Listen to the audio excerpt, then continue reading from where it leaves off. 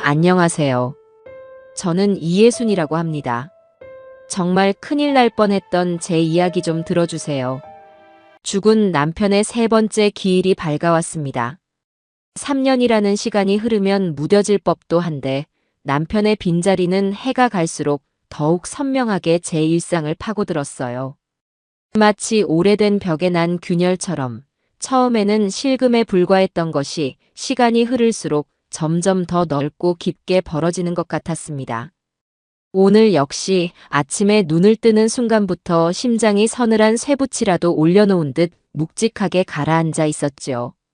식탁에 홀로 앉아 끓여놓은 미역국을 말없이 내려다보았습니다. 생전에 남편은 제 미역국을 세상에서 제일 좋아했습니다. 국물 한 방울 남기지 않고 밥을 싹싹 비운 뒤 당신 미역국 한 그릇이면 세상 시름이 다 녹는다며 제 어깨를 두드려주곤 했었죠. 그 따뜻했던 손길이, 구수했던 목소리가 오늘따라 사무치게 그리웠습니다. 납골당에 가져갈 것들을 챙기기 시작했어요. 남편이 좋아하던 하얀 국화 한 다발, 작고 반질반질한 사과 2알, 그리고 그가 잠들기 전 늘 반주로 즐기던 소주 한 병. 검은 상복으로 갈아입고 현관을 나서려는데 2층에서 아들 내외가 요란한 소리를 내며 내려왔습니다. 어머니, 벌써 준비 다 하셨어요? 저희가 다 챙기려고 했는데 먼저 일어나셨네요. 며느리 은시은이 과장된 미소를 지으며 제 팔을 감쌌습니다. 아들 임재철 역시 평소와는 다르게 서둘러 제 옆에 와서 제가 든 장바구니를 빼앗듯 받아들었어요. 아버지 뵈러 가시는 길인데 당연히 저희가 모셔야죠. 어머니, 오늘은 아무것도 신경 쓰지 마시고 저희한테 다 맡기세요. 아들 내외는 남편이 세상을 떠나고 1년 뒤 혼자 남은 제가 외로울 거라며 이 집으로 들어와 함께 살기 시작했습니다. 처음에는 텅 빈 집이 다시 사람 사는 온기로 채워지는 것 같아 고맙고 든든했어요. 하지만 시간이 지날수록 그들의 과한 친절 속에서 저는 어딘지 모를 불편함을 느끼곤 했습니다. 그것은 마치 너무 달아서 오히려 혀끝이 아려오는 사탕 같은 느낌이었어요. 오늘도 그랬습니다. 남편의 기일, 슬픔을 나누고 조용히 추모해야 할 이 아침에 아들 내외는 마치 소풍이라도 가는 사람들처럼 어딘가 들떠 보였습니다. 어머니, 차 대기시켜놨어요. 어서 가시죠.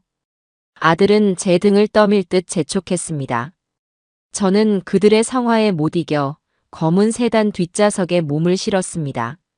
시은이는 조수석에 앉아 연신 뒤를 돌아보며 제 상태를 살폈고 재철이는 능숙하게 운전대를 잡고 차를 출발시켰어요. 차창 밖으로 익숙한 동네 풍경이 빠르게 스쳐 지나갔습니다. 남편과 함께 수십 년을 살았던 이 동네. 모든 골목, 모든 가게에 우리의 추억이 배어 있었죠. 어머님, 피곤해 보이시는데 눈 좀 붙이세요. 도착하면 깨워드릴게요. 시은이가 백미러로 저를 보며 상냥하게 말했습니다. 정말 그랬습니다. 어젯밤 남편 생각에 뒤척이느라 잠을 설친 탓인지 차가 부드럽게 움직이기 시작하자 무거운 잠기운이 스르르 몰려왔어요. 저는 아들 내외의 낮은 대화 소리를 자장가 삼아 저도 모르게 깊은 잠에 빠져들었습니다. 눈을 뜨자 저는 차 안이 아닌 낯선 곳에 서 있었습니다. 끝없이 펼쳐진 하얀 메밀밭. 남편과 제가 젊은 시절 참 좋아했던 곳이었어요. 바람이 불 때마다 하얀 메밀꽃이 파도처럼 넘실거렸습니다. 현실과 똑같은 풍경이었지만 이상하게도 바람소리 하나 들리지 않는 완벽한 정적이 흘렀어요. 그때였습니다. 저 멀리서 익숙한 인형 하나가 제게로 걸어오고 있었습니다.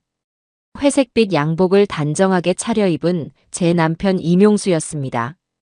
여보. 저는 너무나도 반가운 마음에 남편을 향해 달려갔습니다. 그런데 가까이 다가갈수록 남편의 표정이 이상하다는 것을 깨달았어요. 꿈속에서 만난 남편은 늘 온화한 미소를 짓고 있었는데 오늘의 그는 잔뜩 겁에 질린 채 금방이라도 울음을 터뜨릴 것 같은 얼굴이었습니다. 여보, 당신 왜 그래? 무슨 일 있어요? 남편은 제 물음에 대답 대신 제 두 팔을 와락 붙잡았습니다. 그의 손은 얼음장처럼 차가웠고 미세하게 떨리고 있었어요. 혜순아, 안 돼. 여기 오면 안 돼. 네. 그게 무슨 말이에요? 오늘 당신 기일이잖아요. 당신 보러 가는 길인데. 아니야. 제발 오지 마. 당장 집으로 돌아가. 그놈들이 뭔가를 꾸미고 있어. 남편의 목소리는 절박함을 넘어 거의 비명에 가까웠습니다. 그가 말하는 그놈들이 누구를 가리키는지 저는 순간적으로 알아차릴 수 없었어요. 누가요? 누가 뭘 꾸민다는 말이에요? 여보, 제발 제대로 말해줘요. 시간이 없어. 그냥 내 말 들어. 제발, 혜순아. 내가 당신 지켜줄게. 그러니까 제발 돌아가. 남편은 제발 돌아가라는 말만 반복하며 저를 애타게 밀어냈습니다. 그의 얼굴이 점점 흐릿해지기 시작했어요. 저는 사라져가는 남편을 붙잡으려 허공에 손을 뻗었습니다. 여보, 여보, 하고 외치는 제 목소리가 메밀밭에 공허하게 울려 퍼졌습니다. 어머니, 어머니 괜찮으세요? 누군가 제 어깨를 흔드는 감각에 화들짝 놀라 눈을 떴습니다. 저는 차 안이었고 백미러를 통해 저를 걱정스럽게 쳐다보는 며느리 시은이의 얼굴이 보였어요. 식은 땀이 온몸을 적시고 있었고 심장은 방금 막 100m 달리기를 마친 사람처럼 거칠게 뛰고 있었습니다. 어머니, 악몽이라도 꾸셨어요? 얼굴이 하얘지셨어요. 아니, 괜찮다. 그냥 좀 피곤해서. 저는 아무렇지 않은 척 대답했지만 머릿속은 온통 꿈속 남편의 절박한 얼굴로 가득 찼습니다. 남편은 생전에도 가끔 예지몽을 꾸곤 했습니다. 사업상 중요한 계약을 앞두고 꿈자리가 사납다며 계약을 미룬 적이 있었는데 며칠 뒤 상대 회사가 부도 처리되는 것을 보고 소름이 돋았던 기억이 아직도 생생했어요. 돌아가. 당장 돌아가. 남편의 목소리가 귓가에 이명처럼 윙윙거렸습니다. 저는 창밖을 보았습니다. 이미 도심을 빠져나와 납골당으로 향하는 한적한 국도를 달리고 있었어요. 이대로 가면 10분 안에 납골당에 도착할 겁니다. 안 돼. 남편의 경고를 무시할 수 없어. 심장이 경고 신호를 보내고 있었습니다. 지금 당장 집으로 돌아가야만 한다는 강렬한 직감이 온몸을 휘감았어요. 하지만 어떻게? 무슨 핑계를 대야 이 의심 많은 며느리와 아들을 속이고 차를 돌릴 수 있을까? 그 순간 저는 제 평생의 연기력을 모두 끌어모으기로 결심했습니다. 저는 갑자기 아이고 하는 낮은 신음소리를 내며 두 손으로 배를 감싸 쥐었습니다. 어머니, 왜 그러세요? 운전하던 아들 재철이가 놀라 뒤를 돌아봤습니다. 배가 갑자기 끊어질 듯이 아프구나. 저는 최대한 고통스러운 표정을 지으며 이마에 땀이 송골송골 맺히는 것처럼 보이게끔 애썼습니다. 제 연기는 제법 실감 났는지 아들 내외의 얼굴에 당황한 기색이 역력했어요. 네. 배가요? 아침에 뭐 잘못 드신 거라도 있으세요? 시은이가 걱정스럽다는 듯 물었지만 그 목소리 톤은 평소보다 한 옥타브 정도 높아져 있었습니다. 진심 어린 걱정이라기보다는 예상치 못한 돌발 상황에 대한 당혹감이 더 커 보였어요. 모르겠다. 갑자기 속이 뒤틀리면서. 아이고, 허리도 못 펴겠네.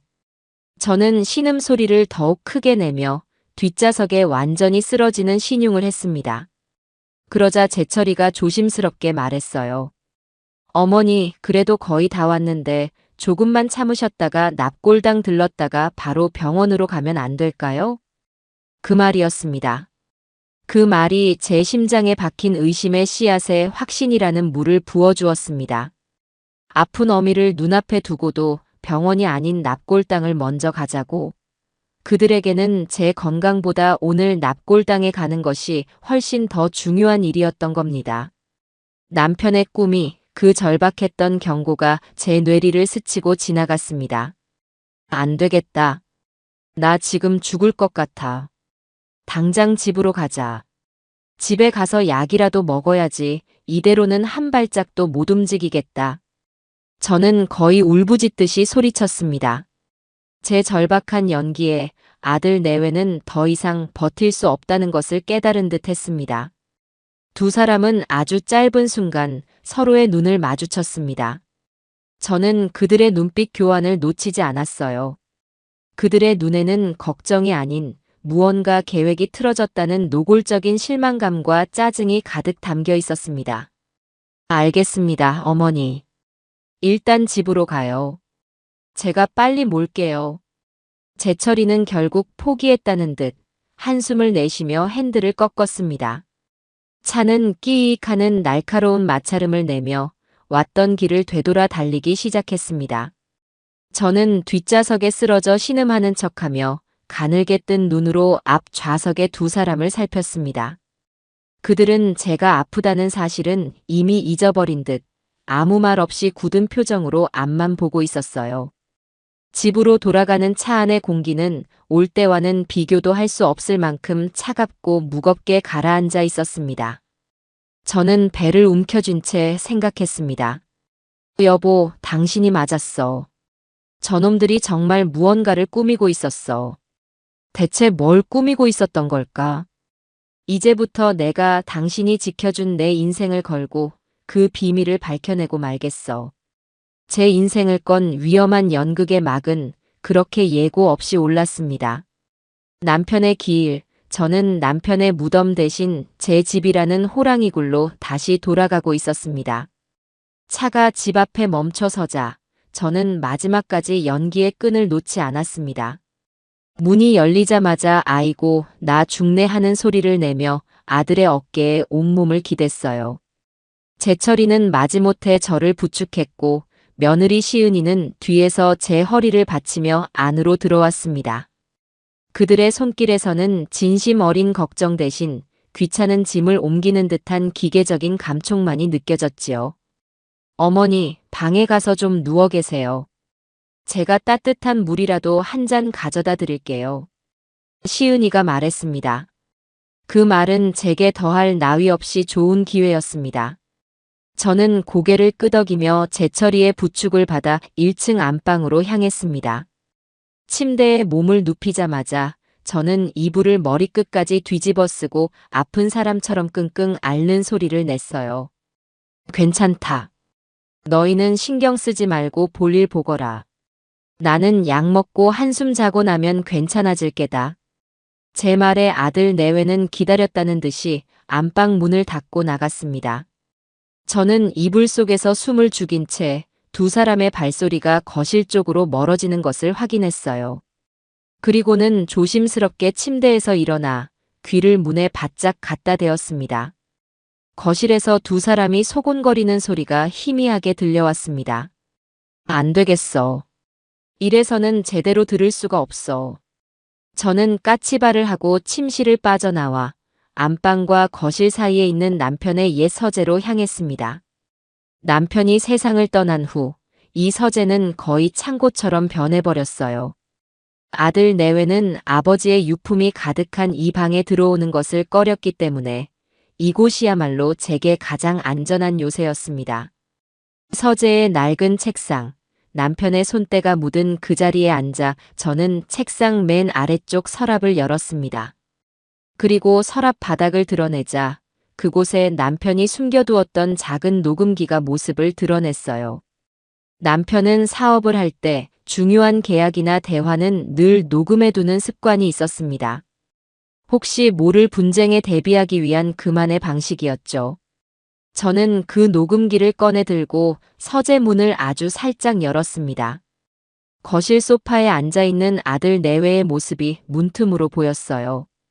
저는 녹음기의 전원을 켜고 마이크가 거실을 향하도록 문틈에 조심스럽게 내려놓았습니다. 다시 안방으로 돌아와 침대에 누운 저는 이불을 뒤집어 쓴 채 모든 신경을 귀에 집중했습니다. 처음에는 TV 소리 때문에 잘 들리지 않던 그들의 대화가 광고가 시작되자 선명하게 들려오기 시작했어요. 아, 진짜. 거의 다 됐는데. 하필이면 오늘 배가 아프고 난리야. 사람 속 터지게. 짜증이 가득 섞인 며느리의 목소리였습니다. 평소 제 앞에서 내던 상냥하고 애교 섞인 목소리와는 180도 다른 차갑고 날카로운 음성이었어요. 그러게 말이야. 오늘 납골당만 무사히 다녀왔으면 내일 병원 가서 바로 서류 뗄 수 있었는데. 계획이 다 틀어졌잖아. 아들의 목소리 역시 실망감으로 가득 차 있었습니다. 괜찮아. 너무 초조해하지 마. 내일 병원에 모시고 가는 날이잖아. 어차피 오늘이나 내일이나 하루 차이인데 뭐. 내일 의사소견서 받아서 바로 진행하면 돼. 당신 김 원장한테는 확실하게 얘기해 둔 거 맞지? 그럼. 몇 번이나 확인했는데. 그냥 우리가 시키는 대로 질문 몇 개 하고 바로 중증 치매 소견서 써주기로 했어. 돈이 얼마가 들어갔는데 그 정도는 해줘야지. 치매 소견서. 그 단어가 제 심장을 얼음 송곳으로 찌르는 것 같았습니다. 남편의 꿈속 경고가 제 불길한 예감이 한치의 오차도 없이 사실로 드러나는 순간이었습니다. 그들은 저를 정신병자로 만들어 법적으로 제 권리를 모두 빼앗으려 했던 겁니다. 금치산자. 자신의 재산을 스스로 관리할 능력이 없는 사람. 그렇게 저를 무력하게 만든 뒤 제 모든 것을 집어삼키려 했던 것이지요. 온몸이 부들부들 떨려왔습니다. 분노보다 더 큰 것은 배신감이었습니다. 제가 평생을 바쳐 키운 아들이 제게 살갑게 굴던 며느리가 웃는 얼굴 뒤에 이토록 무서운 칼을 숨기고 있었다니. 저는 이불 속에서 소리 없이 입술을 깨물었습니다. 지금은 분노할 때가 아니야. 정신 차려야 해, 이예순. 저 악마들의 소나기에서 벗어나려면 저들보다 더 독해져야만 해.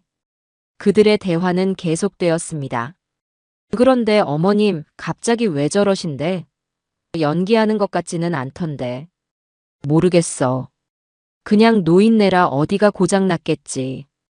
근데 당신, 어머님 금고 열쇠는 확실히 챙겨둔 거 맞아? 지난번에 당신이 인감도장 복사해 올 때 열쇠도 본 떠났어야 했는데. 걱정 마. 열쇠는 필요 없어. 어차피 내일 법무사 만나서 금치산자 신청서 내면 우리가 후견인 자격으로 합법적으로 금고 열 수 있어. 인감도장도 새로 만들면 그만이고. 괜히 열쇠 훔치다 걸리면 일만 복잡해져. 하긴 그래. 그럼 집문서랑 땅문서는? 그거 다 금고 안에 있는 거 확실하지? 그럼. 내가 몇 번이나 확인했는데. 아버지 돌아가시고 나서 어머니가 다 그 안에 넣어두셨어.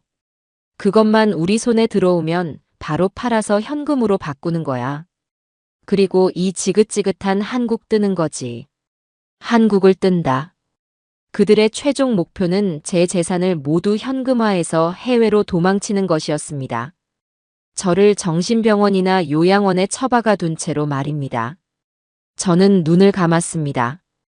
캄캄한 어둠 속에서 저는 남편의 얼굴을 떠올렸습니다. 혜순아, 내가 당신 지켜줄게. 꿈속에서 그가 외쳤던 절박한 목소리가 귓가에 생생하게 맴돌았습니다. 그래, 여보. 당신이 나를 지켜주고 있군요. 당신이 아니었다면 나는 아무것도 모른 채 저들의 계략에 넘어가 모든 것을 잃고 버려졌을 거예요. 얼마나 지났을까요? 거실이 조용해졌습니다. 아들 내외가 2층으로 올라간 듯 했어요. 저는 조심스럽게 서재로 가 녹음기를 챙겼습니다. 그리고는 다시 안방으로 돌아와 남편의 유품이 담긴 상자들을 하나씩 꺼내보기 시작했습니다. 혹시 남편이 무언가 다른 단서라도 남겨두지 않았을까 하는 신락 같은 희망 때문이었습니다.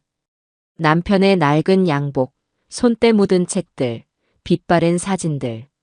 그의 흔적이 담긴 물건들을 하나씩 만져보는데 자꾸만 눈물이 쏟아지려 했습니다. 이 모든 것을 남겨두고 떠나야 했던 그의 마음은 어땠을까요? 그리고 제가 이런 끔찍한 상황에 처할 것을 예감이라도 했던 걸까요? 상자들을 거의 다 뒤졌을 무렵 마지막으로 남은 작은 나무 상자를 열었습니다. 그 안에는 남편이 평생 아끼던 몽블랑 만년필이 들어있었어요. 제가 그의 환갑 선물로 사준 것이었죠. 만년필을 꺼내 드는데 케이스 안쪽에서 무언가 달그락거리는 소리가 났습니다. 조심스럽게 케이스 안감을 드러내자 그곳에 아주 작은 열쇠 하나와 곱게 접힌 쪽지가 숨겨져 있었습니다. 심장이 쿵쾅거리기 시작했습니다. 저는 떨리는 손으로 쪽지를 펼쳤습니다. 남편의 힘있고 정갈한 글씨체였습니다. 사랑하는 내 아내 혜순에게. 만약 내가 없는데 당신이 위태롭다면 우리 집에서 가장 오래된 시계의 심장을 열어보시오. 부디 언제나 당신 자신을 가장 먼저 지키시오. 사랑하오. 당신의 남편 이명수가. 쪽지를 읽는 순간 숨이 멎는 것 같았습니다. 남편은 알고 있었던 겁니다. 언젠가 제게 이런 위험이 닥칠 수도 있다는 것을. 그래서 저를 지키기 위한 마지막 선물을, 마지막 열쇠를 이렇게 남겨두고 떠난 것이었어요. 저는 쪽지를 가슴에 품고 하염없이 눈물을 흘렸습니다. 이것은 슬픔의 눈물이 아니었습니다. 고마움과 안도감, 그리고 이제부터 시작될 싸움에 대한 결의를 다지는 눈물이었습니다. 저는 조용히 열쇠를 움켜쥐었습니다. 차갑고 단단한 쇠의 감촉이 제게 용기를 불어넣어주는 것 같았습니다. 남편이 남긴 쪽지를 읽고 또 읽었습니다. 우리 집에서 가장 오래된 시계. 제 머릿속에는 단 하나의 물건만이 떠올랐습니다. 바로 거실 한쪽 벽을 묵묵히 지키고 서 있는 낡은 괴종시계였습니다. 제가 이 집에 시집 올 때 남편이 혼수로 해왔던 유일한 물건이었죠. 독일제라는 그 시계는 지난 40여 년간 단 한 번도 멈추지 않고 매시 정각이면 둔탁하고도 정겨운 종소리를 울리며 우리 가족의 시간을 알려주었습니다. 아이들이 어렸을 때는 저 시계 아래서 키를 재기도 했고 명절에는 시계 앞에 둘러앉아 가족 사진을 찍기도 했습니다. 그 시계는 단순한 가구가 아니라 우리 가족의 역사를 고스란히 지켜본 증인이었습니다. 저는 남편이 남긴 작은 열쇠를 손에 꼭 쥔 채 안방 문을 살짝 열고 거실을 살폈습니다. 다행히 아들 내외는 2층에 있는지 거실은 텅 비어 있었어요. 지금이 기회였습니다. 저는 맨발로 소리 없이 거실로 나가 괴종시계 앞에 섰습니다. 제 키보다 훌쩍 큰 짙은 갈색의 나무 시계는 세월의 흔적을 고스란히 간직한 채 묵묵히 서 있었습니다. 똑딱, 똑딱. 규칙적으로 움직이는 시계바늘 소리가 제 심장 소리처럼 유난히 크게 들렸어요. 쪽지의 말대로 시계의 심장을 열어야 했습니다. 시계의 심장이라면 아마도 시계추가 매달려 있는 아랫부분을 말하는 것이겠지요. 시계의 아랫부분에는 작은 문이 달려 있었고 그 문에는 낡고 작은 열쇠 구멍이 있었습니다. 저는 떨리는 손으로 남편이 남긴 열쇠를 구멍에 꽂아 넣었습니다. 마치 제자리인 것처럼 열쇠는 부드럽게 구멍 속으로 들어갔어요. 살짝 힘을 주어 돌리자 찰칵하는 작은 소리와 함께 굳게 닫혀있던 문이 스르르 열렸습니다. 문 안쪽으로는 좌우로 흔들리는 금빛 시계추가 보였습니다. 그리고 그 시계추 뒤 시계의 가장 깊숙한 안쪽 벽면에 무언가 덧대어진 것처럼 보이는 작은 널빤지가 눈에 띄었습니다. 손으로 만져보니 살짝 흔들리는 것이 비밀 공간의 문처럼 보였어요.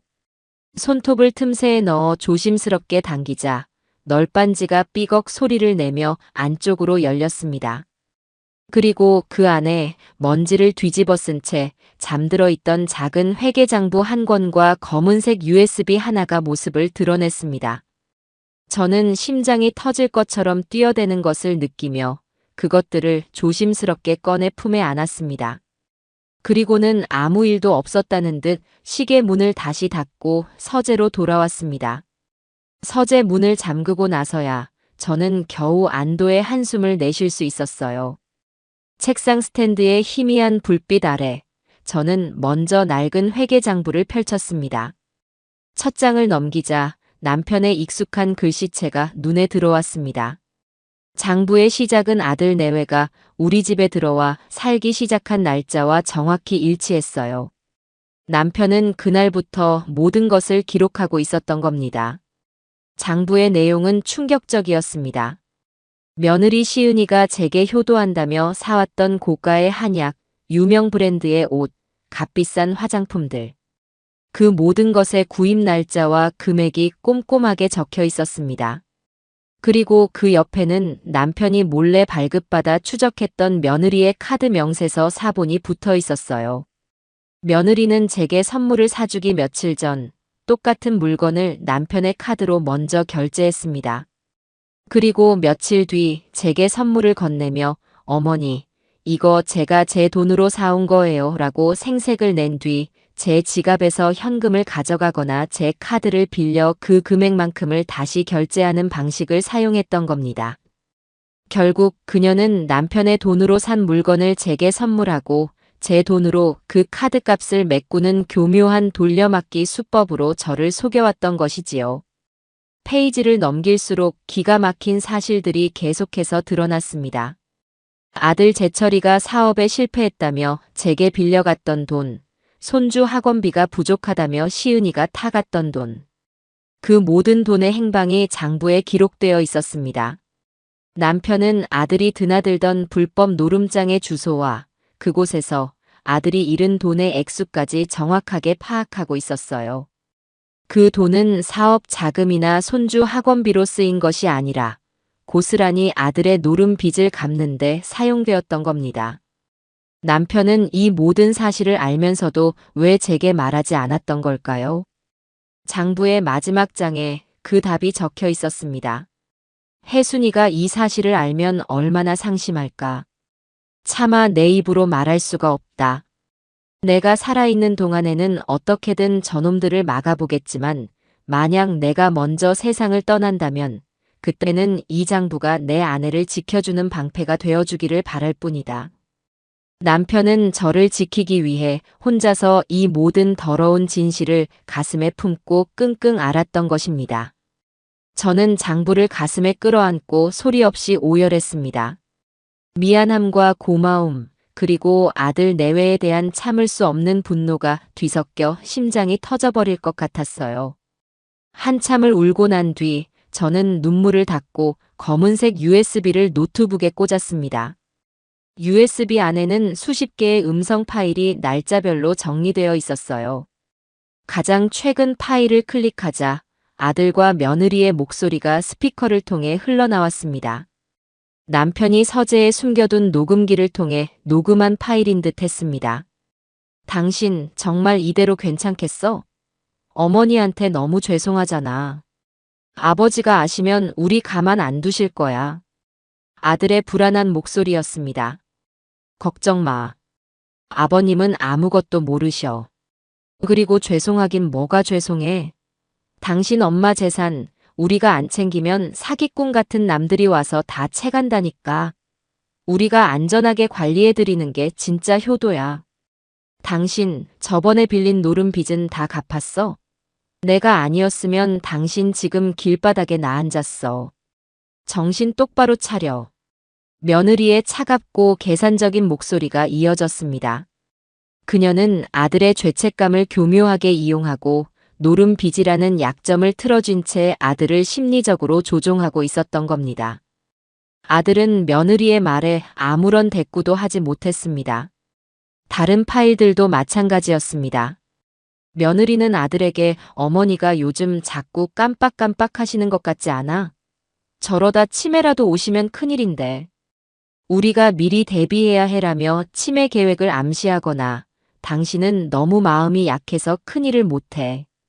이런 굳은 일은 내가 다 할 테니 당신은 그냥 내가 시키는 대로만 해라며 아들을 무능한 사람으로 몰아가며 자신의 계획에 동참시켰습니다. 모든 녹음 파일을 듣고 난 뒤 저는 온몸에 힘이 빠져 의자에 깊숙이 몸을 기댔습니다. 이 모든 일의 배후에는 며느리 은시은이 있었습니다. 아들은 그저 빚에 발목이 잡혀 아내의 소나기에서 놀아나는 꼭두각시에 불과했던 것이지요. 물론 그렇다고 해서 아들의 죄가 가벼워지는 것은 아니었습니다. 그는 자신의 어미를 배신하는 일에 동조한 페류나였으니까요. 저는 장부와 USB를 다시 품에 안았습니다. 이것은 단순한 증거가 아니었습니다.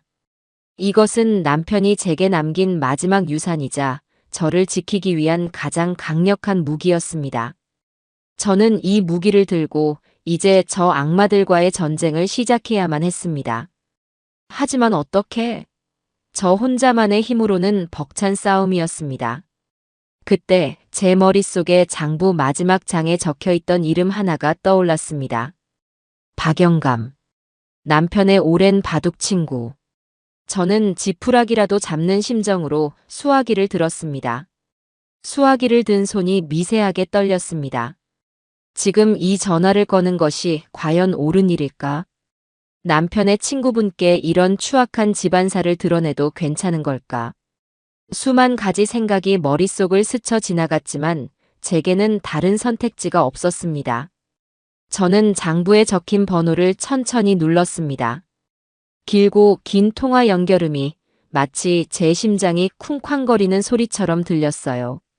몇 번의 신호음이 가고 포기하려던 찰나 수화기 너머에서 굵고 낮은 목소리가 들려왔습니다. 여보세요. 저 혹시 박영철 선생님 댁 맞습니까? 맞습니다만 누구시죠? 저는 이명수 씨 아내 되는 사람입니다. 이예순이라고 합니다. 제 소개에 수화기 너머에서는 잠시 침묵이 흘렀습니다. 이내 목소리의 주인공은 훨씬 더 부드럽고 따뜻한 음성으로 다시 입을 열었어요. 아이고 사모님. 저입니다. 이런 늦은 시간에 어쩐 일이십니까? 혹시 무슨 일이라도 있으신 겁니까? 그의 목소리에는 진심 어린 걱정이 담겨 있었습니다. 저는 그 따뜻한 음성에 저도 모르게 울컥하고 말문이 막혔습니다. 한참을 머뭇거리다 저는 용기를 내어 입을 열었습니다. 선생님, 제가 도움이 좀 필요해서요. 혹시 잠시 뵙고 말씀드릴 수 있을까요? 아주 중요한 일입니다. 물론입니다, 사모님. 제가 지금 바로 그리로 가겠습니다. 어디 계십니까? 박영철 영감님, 아니 이제부터는 박 영감님이라고 부르는 것이 더 편하겠네요. 박 영감님은 제게 아들 내외가 눈치채지 못할 만한 안전한 장소를 물었고 저는 집 근처 24시간 카페에서 만나자고 약속을 잡았습니다. 저는 아들 내외가 잠든 것을 확인한 뒤 남편이 남긴 장부와 USB를 가방 깊숙이 숨겨 넣고 조용히 집을 빠져나왔습니다. 새벽의 차가운 공기가 제 뺨을 스쳤지만 오히려 정신이 맑아지는 기분이었어요. 약속 장소에 도착하니 박 영감님이 먼저 와서 저를 기다리고 있었습니다. 희끗희끗한 머리에 두꺼운 뿔테 안경을 쓴 인자하면서도 어딘가 형형한 눈빛을 가진 분이었습니다. 남편의 장례식 때 뵙고 3년 만이었지만 그는 조금도 변하지 않은 모습이었습니다. 사모님, 대체 무슨 일이시길래 이 밤중에? 저는 자리에 앉자마자 가방에서 장부와 USB를 꺼내 그의 앞에 내밀었습니다. 그리고는 지난 이틀간 제가 겪었던 모든 일을 하나도 빠짐없이 털어놓기 시작했습니다. 남편의 기일 아침에 꾸었던 꿈 이야기부터 아들 내외의 대화를 녹음한 것, 그리고 괴종시계 속에서 남편의 비밀 장부를 발견한 것까지. 제 이야기가 길어질수록 박 영감님의 표정은 점점 더 굳어져 갔습니다.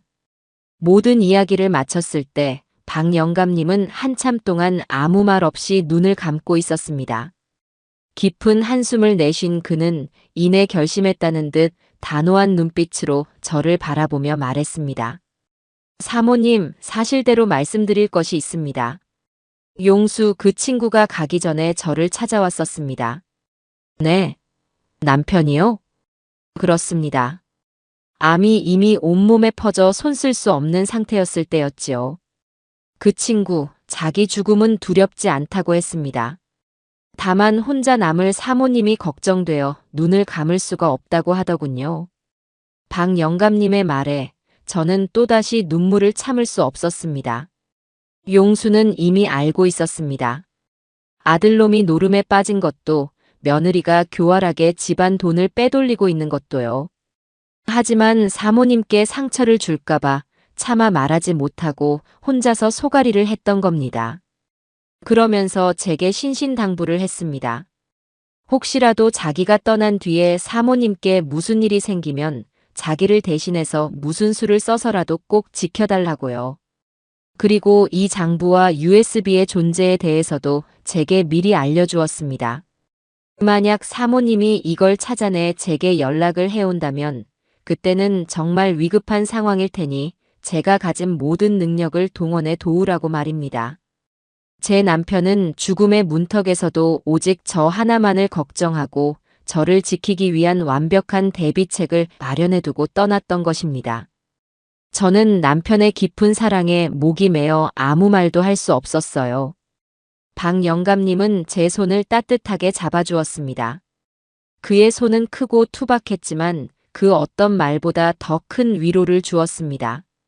사모님, 이제부터는 혼자가 아니십니다.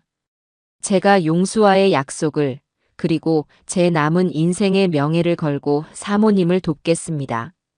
저놈들, 반드시 자기들이 저지른 죗값을 치르게 만들 겁니다. 그의 목소리에는 은퇴한 형사의 단단한 기계가 서려 있었습니다. 저는 그 순간 어두컴컴한 터널 속에서 한 줄기 빛을 발견한 기분이었습니다. 우리는 그날 밤 카페가 문을 닫을 때까지 머리를 맞대고 치밀한 반격 계획을 세우기 시작했습니다. 우선 섣불리 저놈들을 자극해서는 안 됩니다.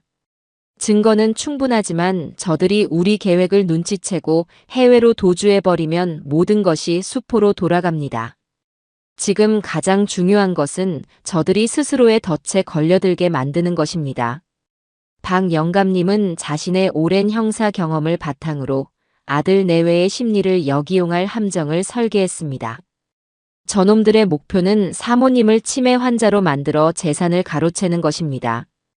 그렇다면 우리는 그 계획에 기꺼이 동참해주는 척해야 합니다. 사모님께서 지금부터 완벽한 치매 환자 연기를 시작하시는 겁니다.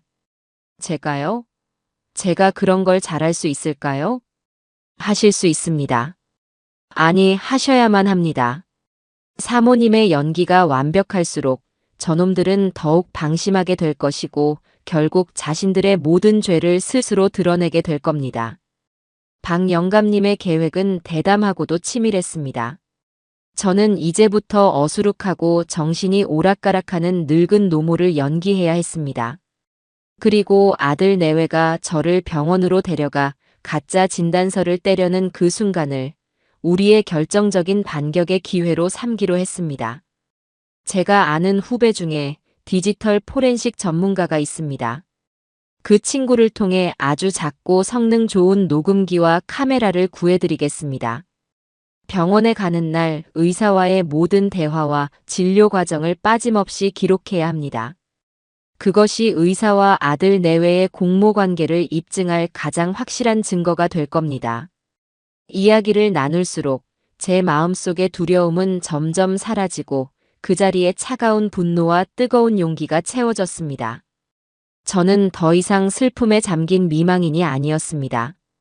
저는 제 인생과 남편의 명예를 지키기 위해 기꺼이 호랑이 굴로 제 발로 걸어 들어가는 전사가 되기로 결심했습니다. 동이틀 무렵 저는 박 영감님과 헤어져 다시 집으로 돌아왔습니다. 아무도 모르게 제 방으로 돌아와 침대에 누웠지만 잠은 오지 않았습니다. 창밖으로 서서히 밝아오는 여명을 바라보며 저는 남편에게 속삭였습니다. 여보, 보고 있죠? 나 이제 약해지지 않을게요. 당신이 내게 남겨준 용기를 가지고 이 싸움에서 반드시 이길게요. 그리고 당신이 지켜준 내 남은 인생 아주 멋지게 살아내고 말게요. 아침이 되어 1층으로 내려가자 아들 내외가 걱정스러운 얼굴로 저를 맞이했습니다. 어머니, 밤새 괜찮으셨어요? 배는 좀 어떠세요?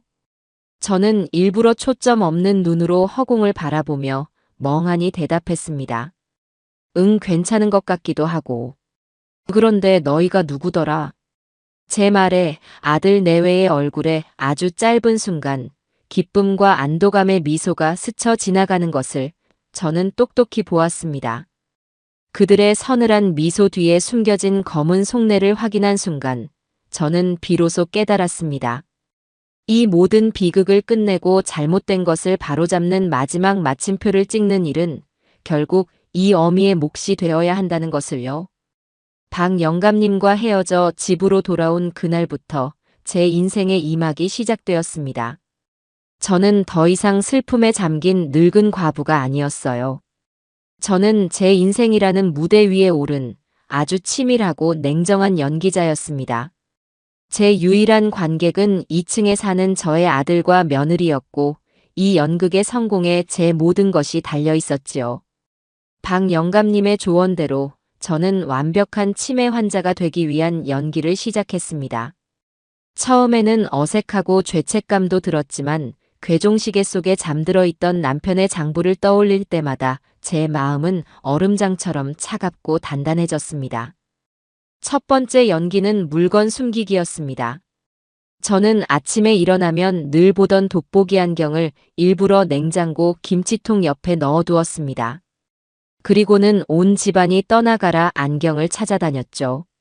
아이고, 내 안경. 내 돋보기 안경이 어디 갔지? 어제 분명히 여기 뒀는데. 소파 쿠션을 뒤지고 텔레비전 선반을 살피며 허둥대는 제 모습을 보고 2층에서 내려온 며느리 시은이가 혀를 차며 다가왔습니다. 어머니, 또 그러세요. 요즘 부쩍 깜빡깜빡 하시는 것 같아요. 제가 찾아드릴게요. 시은이는 마치 자기가 탐정이라도 된 것처럼 집안을 어슬렁거리다 냉장고 문을 열고는 과장된 목소리로 외쳤습니다. 어머, 어머니, 안경이 왜 여기에 있어요? 김치통 옆에다 두시면 어떡해요? 저는 정말 아무것도 기억나지 않는다는 듯 천진한 표정으로 그녀를 바라보며 말했습니다. 내가 그랬다고? 이상하다. 나는 냉장고에 넣은 기억이 없는데. 제 연기의 시은이는 아들 재철이를 보며 의미심장한 미소를 지었습니다. 그들의 눈빛은 마치 거봐, 내 말이 맞지? 이제 시작이야 라고 말하는 것 같았어요. 저의 연기는 날이 갈수록 대담해졌습니다. 아들 재철이의 이름을 남편의 이름인 용수라고 부르기도 했고 오늘이 며칠인지 무슨 요일인지를 하루에도 몇 번씩 묻기도 했습니다. 한 번은 저녁을 준비하다 말고 냄비에 국을 올려놓은 채로 깜빡 잠이 든 척하기도 했어요. 집안의 연기가 자욱해지고 나서야 부엌으로 내려온 아들 내외는 기겁을 하며 창문을 열고 난리를 피웠습니다. 어머니, 이러다 집 다 태워먹을 뻔했어요. 정신 좀 차리세요. 재철이가 버럭 소리를 질렀지만 저는 그저 겁에 질린 아이처럼 어깨를 움츠리며 중얼거릴 뿐이었습니다. 내가 깜빡 잠이 들었나 보구나. 미안하다. 정말 미안해. 제 연기가 완벽할수록 아들 내외는 저를 대하는 태도가 점점 더 교묘하게 바뀌었습니다. 처음에는 짜증을 내던 그들이 이제는 마치 어린아이를 대하듯 저를 대하기 시작했어요. 제가 하는 모든 말을 무시하거나 제 의견을 묵살하고 자기들 멋대로 결정하는 일이 잦아졌습니다. 그들은 저를 더 이상 어른이나 부모로 존중하지 않았습니다. 저는 그저 자신들이 조종하고 통제해야 할 귀찮고 손이 많이 가는 늙은 아이일 뿐이었죠. 어머니, 이제 위험해서 혼자 외출하시면 안 돼요. 꼭 저희랑 같이 나가셔야 해요. 어머니, 돈 관리는 저희가 대신 해드릴게요. 자꾸 잃어버리시면 어떡해요. 그들은 제 모든 일상을 통제하려 들었고 저는 속으로 칼을 갈면서도 겉으로는 순순히 그들의 말을 따르는 척했습니다. 그들의 눈에는 제가 자신들의 소나기에 완전히 들어온 힘없는 노인으로 보였을 겁니다. 드디어 그들이 계획했던 심판의 날이 다가왔습니다. 어느 날 아침 시은이가 평소보다 더 살가운 목소리로 제게 말했어요. 어머님, 내일 병원 한번 가보시는 게 어때요? 제가 아는 분 중에 아주 용한 의사 선생님이 계시거든요. 어머님처럼 기억력 안 좋으신 분들을 전문으로 보시는 분이래요. 올 것이 왔구나. 저는 속으로 쾌재를 부르며 겉으로는 잔뜩 겁을 먹은 표정을 지었습니다. 병원? 내가 무슨 병이 있다고 병원을 가. 나 안 갈란다. 어머니, 그러지 마시고. 그냥 검사만 한번 받아보는 거예요. 별일 아닐 수도 있잖아요. 저희가 걱정돼서 그래요. 재철이까지 옆에서 거들었습니다. 저는 마지못해 따라 나서는 것처럼 한참을 칭얼대다 결국 고개를 끄덕였습니다. 다음 날 저는 아들 내외의 차를 타고 그들이 말한 병원으로 향했습니다. 출발하기 전 저는 박 영감님이 전해주신 초소형 녹음기를 옷 안쪽에 단단히 부착했습니다. 겉으로 보기에는 평범한 브로치처럼 보이는 최신형 장비였죠. 병원은 강남의 번화가에 위치한 아주 크고 화려한 신경정신과 의원이었습니다. 우리가 도착하자마지 김 원장이라는 사람이 우리를 반갑게 맞아주었습니다. 그는 아들 내외와는 이미 안면이 있는 듯 아주 친근하게 인사를 나누더군요. 아이고 사모님, 오셨습니까? 아드님과 따님께 말씀은 많이 들었습니다. 저는 불안한 듯 주위를 두리번거리며 아무 말도 하지 않았습니다. 진료실로 들어서자 김 원장은 저를 소파에 앉히고는 몇 가지 질문을 던지기 시작했습니다. 어머님, 오늘이 며칠인지 기억나시나요? 박 영감님은 제게 이런 질문을 받을 경우 일부러 틀리되 아주 엉뚱한 답을 해서는 안 된다고 조언해 주었습니다. 너무 티 나는 거짓말은 오히려 의심을 살 수 있으니까요.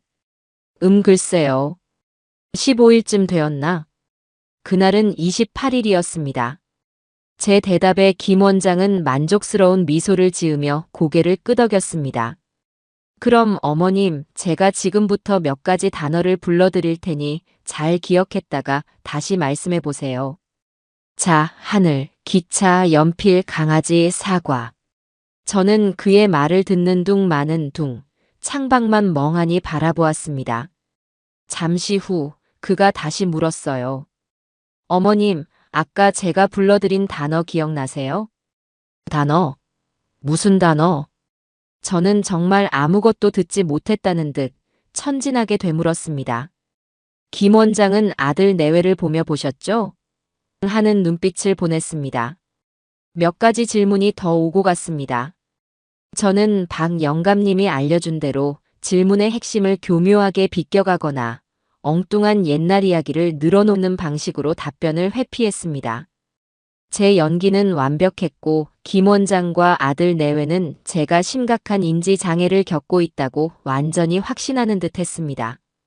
진료가 끝나고 김 원장은 저를 밖으로 내보낸 뒤 아들 내외와 상담을 시작했습니다. 저는 복도 의자에 앉아 있었지만 제 옷에 달린 녹음기는 진료실 안의 모든 대화를 생생하게 담아내고 있었습니다. 원장님, 저희 어머니 상태가 많이 심각한 거죠? 네. 제가 보기에는 전형적인 알츠하이머성 치매 중증 단계로 보입니다. 기억력 감퇴는 물론이고 판단력과 시공간 파악 능력에도 심각한 문제가 있어 보입니다. 이 정도면 일상생활이 거의 불가능한 수준이라고 할 수 있죠. 그럼 법적인 후견인 지정이 가능한 상태라는 말씀이시죠? 그럼요. 제가 소견서를 그렇게 써드릴 겁니다. 피성년 후견인으로서 타인의 도움이 절대적으로 필요하며 재산 관리 능력이 전무하다고 명시해 드리죠. 이 소견서만 있으면 법원에 제출해도 아무 문제 없을 겁니다.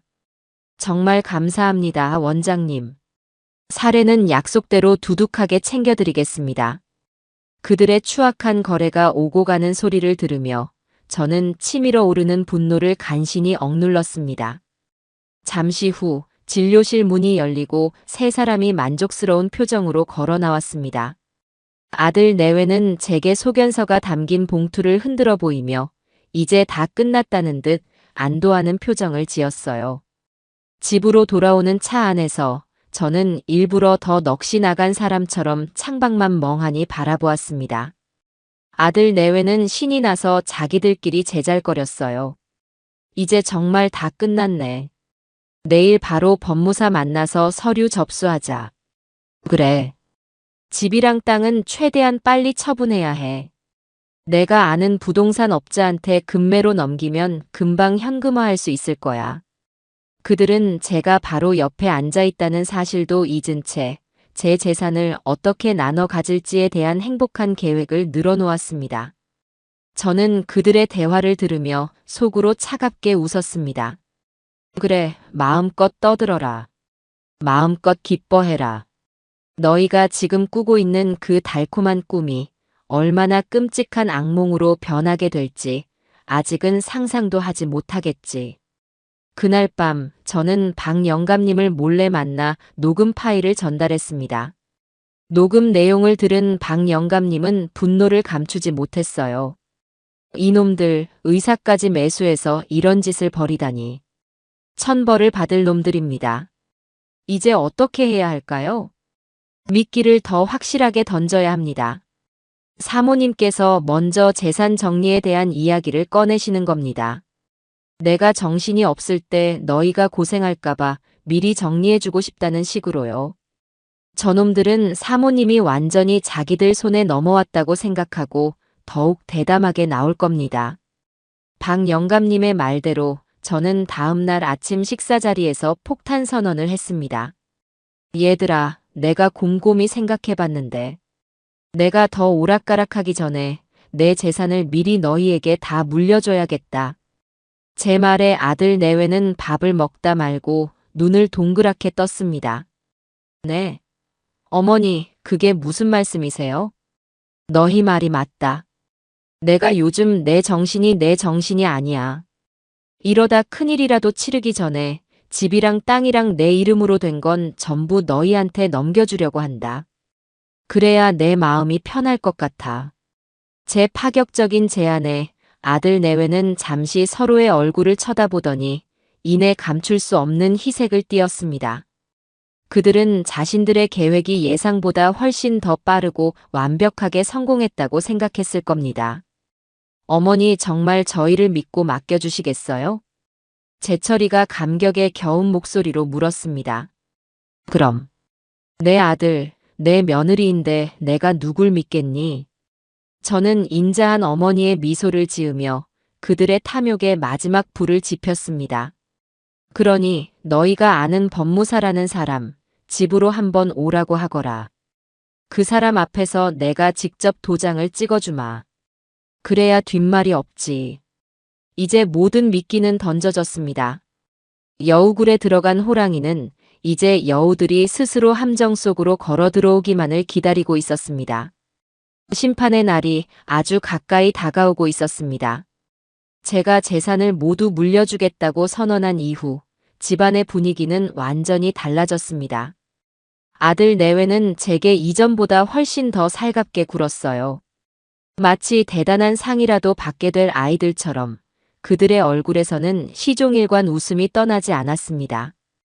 그들은 제가 불편할까봐 발소리마저 조심하며 걸었고 제가 좋아하는 반찬들로만 식탁을 차려냈습니다. 하지만 그들의 가식적인 친절 뒤에 숨겨진 검은 탐욕을 저는 똑똑히 보고 있었습니다. 며칠 뒤 아들 재철이가 상기된 얼굴로 제게 다가왔습니다. 어머니, 제가 아는 법무사님이랑 통화했어요. 마침 내일 저녁에 시간이 괜찮다고 하시네요. 공증인도 함께 모시고 저희 집으로 직접 오시겠대요. 그래, 잘 됐구나. 그럼 내일 저녁에 모든 것을 정리하도록 하자. 저는 아무것도 모른다는 듯 순진하게 대답했습니다. 속으로는 드디어 올 것이 왔구나 하는 비장한 마음이 들었지만요. 그럼 어머니, 내일 저녁에는 우리 가족끼리 마지막으로 성대한 만찬을 하는 게 어때요? 어머니가 좋아하시는 갈비찜이랑 잡채, 제가 솜씨 한번 제대로 부려볼게요. 며느리 시은이가 애교 섞인 목소리로 말했습니다. 최후의 만찬이라. 참으로 적절한 표현이었습니다. 다만 그 만찬이 누구를 위한 최후의 만찬이 될지는 저 가련한 것들은 아직 모르고 있었지요. 그래, 좋지. 그럼 내일 보자꾸나. 저는 그들의 계획에 순순히 동의해 주었습니다. 그날 밤 저는 박 영감님과 마지막으로 통화하며 모든 계획을 다시 한번 점검했습니다. 사모님, 모든 준비는 끝났습니다. 내일 저녁 7시 약속된 시간에 저희 쪽 변호사님과 증인들이 사모님 댁 근처에서 대기하고 있을 겁니다. 제가 신호를 보내면 곧바로 집 안으로 진입할 겁니다. 증인들은 누구를 부르셨습니까? 사모님의 여동생 내외분을 모시기로 했습니다. 가족이 직접 보는 앞에서 저놈들의 죄를 밝히는 것이 저들에게는 더 큰 심판이 될 테니까요. 박 영감님의 말에 가슴이 뭉클해졌습니다. 하나뿐인 제 여동생. 제가 이런 끔찍한 일을 겪고 있다는 것을 알면 얼마나 마음 아파할까요? 하지만 이 진실의 순간에 가족이 함께하는 것이 옳다고 생각했습니다. 그리고 가장 중요한 것. 거실에 설치할 카메라와 녹음기입니다. 제 후배가 오늘 밤 아드님 내외가 잠든 틈을 타서 몰래 들어가 설치를 마칠 겁니다. 거실 벽에 걸린 용수 형님 대형 사진 액자 뒤에 숨길 거라. 아무도 눈치채지 못할 겁니다. 남편의 사진 뒤라. 참으로 기가 막힌 위치였습니다. 마치 남편이 저승에서 모든 것을 지켜보고 심판하는 듯한 상징적인 장치가 될 테니까요. 사모님, 내일은 아주 긴 하루가 될 겁니다. 마음 단단히 먹으셔야 합니다. 걱정 마십시오. 제 마음은 이미 강철보다 단단해졌습니다. 전화를 끊고 저는 창밖의 어둠을 바라보며 결전의 날을 기다렸습니다. 다음 날, 집안은 아침부터 분주했습니다. 며느리는 정말 제게 잘 보이고 싶었는지 시장에서 가장 좋은 재료들을 사와 하루 종일 음식을 만들었습니다. 저는 소파에 앉아 일부러 정신 나간 사람처럼 허공을 보며 중얼거리거나 깜빡 잠이 드는 연기를 계속했습니다. 그런 저를 보며 아들 내외는 자기들끼리 눈빛을 교환하며 안심하는 기색이 역력했습니다. 저녁 7시가 되자 약속대로 초인종이 울렸습니다. 아들이 버선발로 뛰어나가 문을 열자 점잖은 양복 차림의 중년 남자 2명이 들어왔습니다.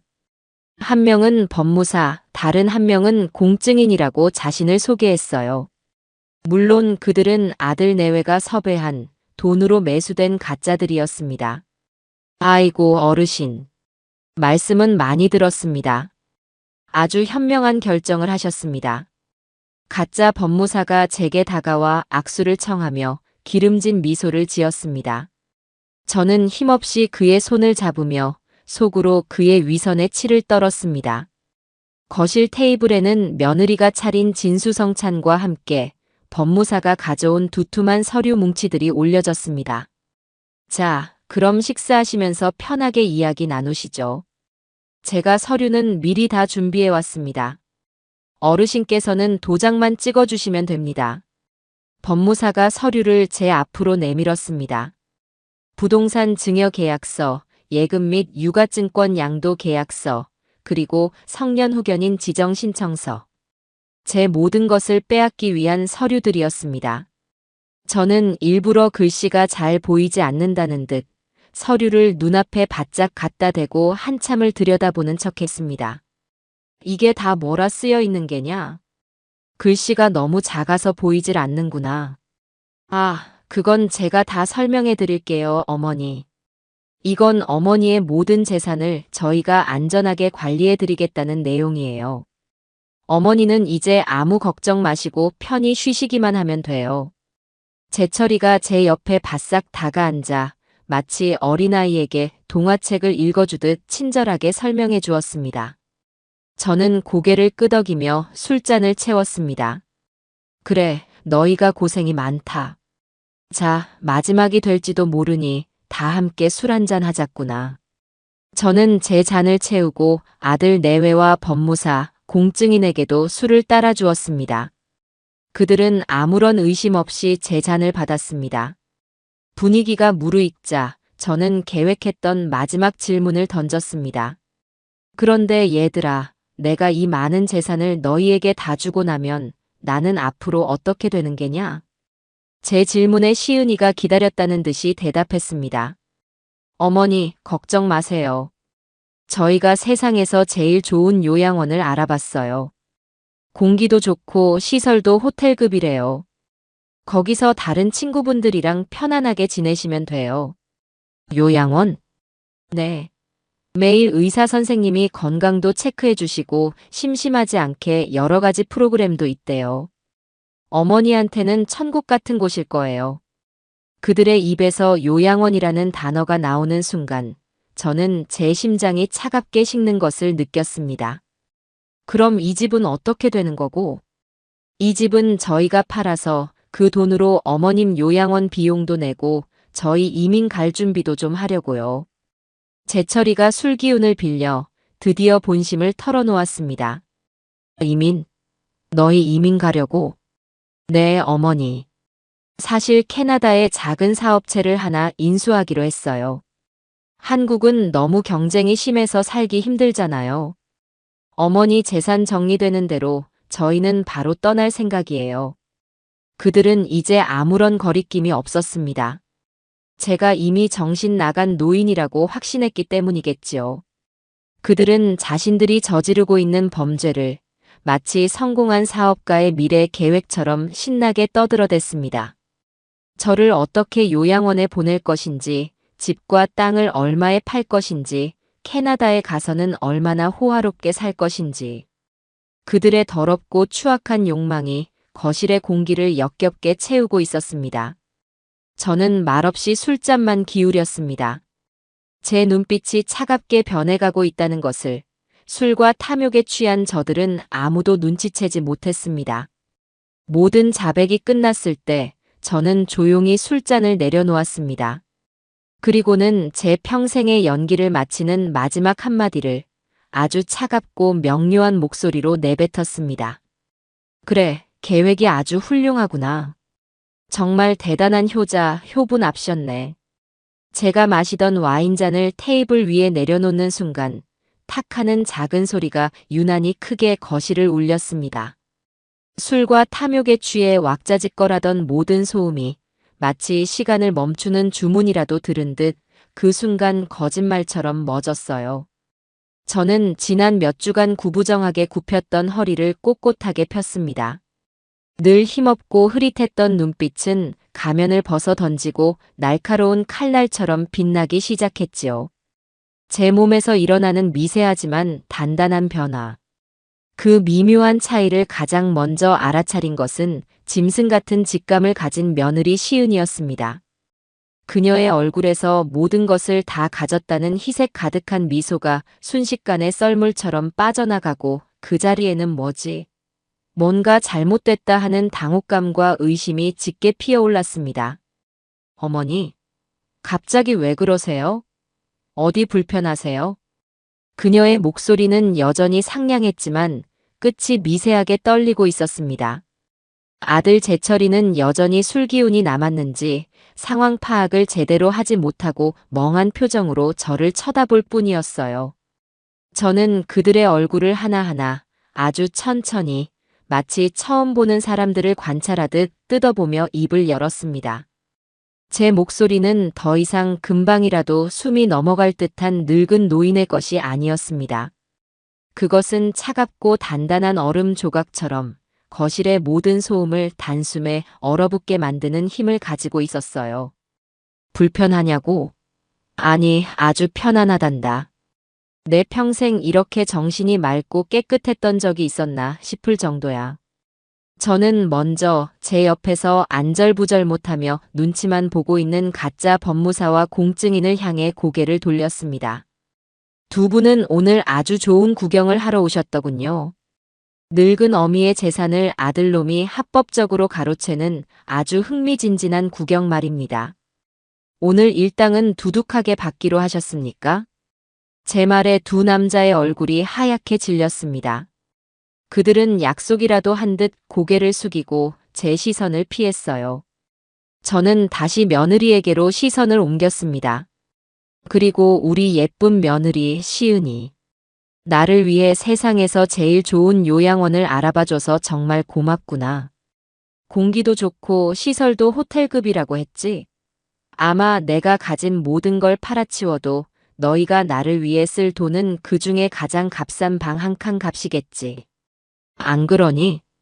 어머니, 그게 무슨 말씀이세요? 오해예요.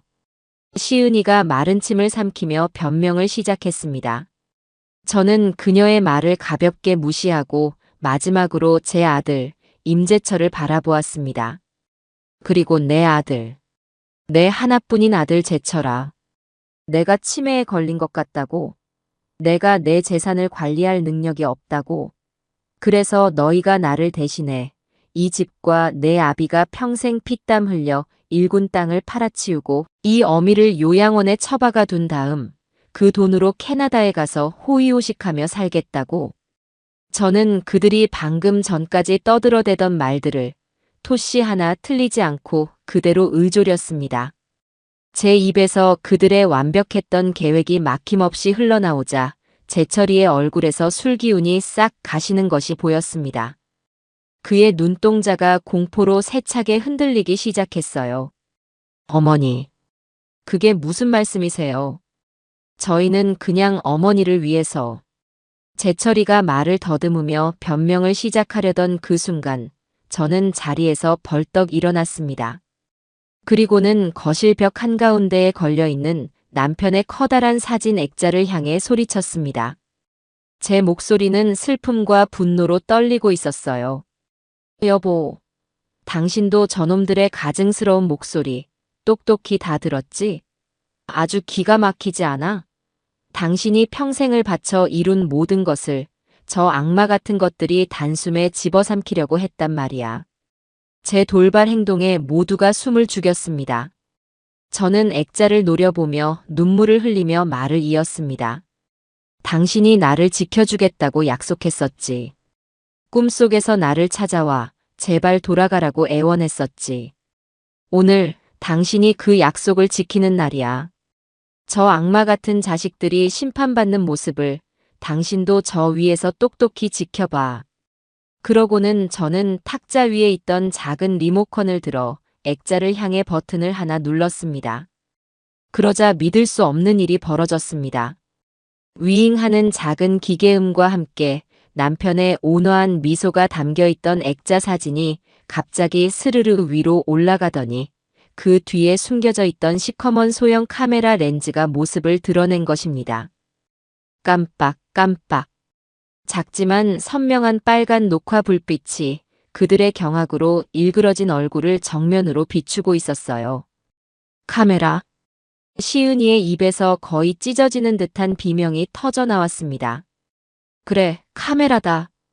너희가 오늘 이 집 문을 열고 들어온 순간부터 너희가 짓거린 모든 망발과 그 추악한 표정 하나하나까지 전부 다 녹화되고 있었단 소리다. 어때, 기분이? 이제 좀 술이 깨니? 저는 차갑게 웃으며 그들을 내려다보았습니다. 그 순간 굳게 닫혀있던 안방문이 아주 천천히 소리 없이 열렸습니다. 마치 공포영화의 한 장면처럼 모두의 시선이 그 문으로 향했어요. 문이 활짝 열리고 그곳에서 제 여동생 내외와 박 영감님, 그리고 처음 보는 중후한 인상의 진짜 변호사가 차갑고 무거운 표정으로 천천히 걸어 나왔습니다. 이모부가 왜 여기에? 재철이는 유령이라도 본 사람처럼 얼굴이 새하얗게 질려 소파 의자에서 바닥으로 맥없이 주저앉고 말았습니다. 시은이는 상황 파악이 되지 않는 듯 안방에서 나오는 사람들과 저를 번갈아 쳐다보며 마치 궁지에 몰린 쥐처럼 뒷걸음질 쳤습니다. 진짜 변호사가 테이블로 다가왔습니다. 그는 아들 내외가 준비했던 가짜 서류들을 경멸적이라는 듯이 손끝으로 집어 한쪽으로 밀어치웠습니다. 그리고는 자신이 가져온 다른 서류들을 펼쳐놓았어요. 임재철 씨, 은시은 씨. 당신들이 방금 이예순 여사님께 서명하라고 내밀었던 이 서류들 모두 효력이 없는 사문서 위조에 해당합니다. 그리고 당신들이 공증인 법무사라고 데려온 이 두 분은 사기 공모 혐의로 변호사 자격 박탈은 물론이고 아주 무거운 형사 처벌을 받게 될 겁니다. 변호사의 말에 가짜 법무사와 공증인은 사색이 되어 그대로 얼어붙었습니다. 그리고 이것이 오늘 당신들이 진짜로 서명하게 될 서류입니다. 변호사가 내민 서류의 제목을 본 시은이의 눈이 찢어질 듯 커졌습니다. 그곳에는 상속 재산 포기 및 부양 의무 소멸에 관한 각서라고 아주 선명한 활자로 적혀 있었어요. 변호사는 각서의 한 구절을 아주 또렷하고 차가운 목소리로 읽어내려갔습니다. 본인 임재철과 은시은은 금일부로 이예순 여사님에 대한 모든 상속 권리를 자발적으로 포기하며 향후 어떠한 상황에서도 부양 의무를 주장하지 않을 것을 서약합니다. 말도 안 돼. 이게 어떻게 된 거야? 모든 것이 함정이었음을 깨달은 시은이가 날카롭게 소리쳤습니다. 그녀는 이 모든 일의 원흉이 저라는 것을 깨닫고 이성을 잃은 채 저를 향해 악을 쓰며 달려들려 했습니다. 이 영감탱이가 우리를 속였어. 이 늙은 여우 같은 게. 하지만 그녀가 제게 손끝 하나 대기 전에 산처럼 버티고 섰던 박 영감님이 그녀의 앞을 막아섰습니다. 수십 년간 흉악범들을 다뤄온 은퇴한 형사의 눈빛은 웬만한 조폭 두목보다 더 살벌하고 위압적이었습니다. 그의 눈빛 하나에 시은이는 기가 질려 그대로 바닥에 주저앉았습니다. 어디 신성한 어머님께 손을 대려 하나. 이 폐륜만도 못한 것. 모든 것을 잃었다는 절망감과 완벽하게 속았다는 분노에 휩싸인 그녀는 갑자기 곁에 있던 제철이의 머리채를 쥐어뜯기 시작했습니다. 이 무능한 놈아. 이게 다 너 때문이야. 당신이 노른 빚만 안 졌어도 우리가 이런 짓까지 할 필요는 없었잖아. 당신이 나를 이렇게 만든 거라고. 당신 같은 멍청이랑 결혼한 내 인생이 불쌍하다, 불쌍해. 궁지에 몰리자 뱀 같은 며느리는 자신의 모든 죄를 남편에게 뒤집어 씌우며 발악하기 시작했습니다. 넋이 나간 채 앉아있던 제철이는 아내의 손길에 힘없이 흔들리며 아무런 반항도 하지 못했습니다. 저는 그 지옥 같은 광경을 아무런 표정 없이 그저 조용히 내려다보았습니다. 제 여동생은 제 옆으로 다가와 제 손을 잡으며 함께 눈물을 흘려주었습니다. 언니 얼마나 힘들었어. 얼마나 무서웠어. 혼자서 이 모든 걸 어떻게 견뎠어. 그때였습니다. 딩동하는 현관 벨소리와 함께 굳게 닫힌 현관문이 열리고 제복을 입은 경찰들이 집 안으로 들이닥쳤습니다. 박 영감님이 미리 연락을 해둔 것이었죠. 사기, 사문서 위조, 그리고 존속 상대 협박 및 재산 강탈 미수 혐의로 임재철, 은시은 씨를 현행범으로 체포합니다. 당신들은 묵비권을 행사할 수 있으며 변호사를 선임할 권리가 있습니다. 경찰이 두 사람에게 다가가 차가운 수갑을 채웠습니다. 철컥하는 금속성 소리가 마치 그들 인생에 막이 내리는 소리처럼 거실을 울렸습니다. 그제야 정신을 차린 제철이가 저를 보며 울부짖었습니다. 엄마, 제가 잘못했어요. 한 번만 용서해 주세요. 엄마, 제가 다 설명할게요. 저 여자가 시킨 거예요. 엄마. 하지만 저는 그에게 아무런 대답도 눈길 한 번 주지 않았습니다. 저를 엄마라고 부르는 그의 목소리가 제게는 너무나도 역겹게 들렸기 때문입니다. 그들은 제 아들과 며느리가 아니었습니다. 그들은 제 남편의 죽음을 방관하고 제 인생을 송두리째 집어삼키려 했던 악마일 뿐이었습니다. 경찰들이 그들을 모두 연행해 간 뒤 집안에는 마치 폭풍이 핥히고 지나간 듯한 공허한 정적만이 남았습니다. 저는 힘없이 소파에 주저앉았습니다. 온몸의 실핏줄이 다 끊어진 것처럼 손가락 하나 까딱할 기운조차 없었어요. 방금 전까지 벌어졌던 모든 일들이 현실이 아닌 끔찍한 연극의 한 장면처럼 아득하게만 느껴졌습니다. 식어버린 음식들이 차려진 테이블, 바닥에 나뒹구는 깨진 술잔, 그리고 거실 벽에 걸린 남편의 사진. 사진 속 남편은 여전히 온화한 미소를 짓고 있었지만 제 눈에는 그 미소가 마치 고생 많았소, 내 아내하고 말하는 것처럼 보여 와락 눈물이 쏟아졌습니다. 언니 이제 다 끝났어. 이제 괜찮아. 여동생이 제 옆으로 다가와 차갑게 식은 제 손을 따뜻하게 감싸주었습니다. 동생의 온기가 전해지자 억지로 눌러왔던 모든 감정들이 한꺼번에 터져나왔습니다. 저는 동생의 어깨에 기대어 어린아이처럼 목 놓아 울었습니다. 아들을 내 손으로 낳고 기른 아들을 내 손으로 경찰에 넘겨야 했던 어미의 비통함, 남편을 지켜주지 못했다는 죄책감, 그리고 제 인생 전체가 부정당한 것 같은 처절한 배신감. 그 모든 감정이 뒤엉켜 뜨거운 눈물이 되어 흘러내렸습니다. 박 영감님과 변호사는 그런 저를 말없이 기다려 주었습니다. 그들의 깊은 침묵이 어설픈 위로의 말보다 제게는 더 큰 힘이 되었어요. 한참을 울고 나서야 저는 겨우 감정을 추스를 수 있었습니다. 변호사가 제게 다가와 앞으로 진행될 법적 절차에 대해 차분하게 설명해 주기 시작했습니다. 어머님, 오늘 확보한 영상과 녹음은 아주 결정적인 증거가 될 겁니다. 하지만 이걸로 끝이 아닙니다. 내일부터 경찰 조사가 시작될 것이고 어머님께서는 피해자 신분으로 모든 사실을 다시 한번 진술해 주셔야 합니다.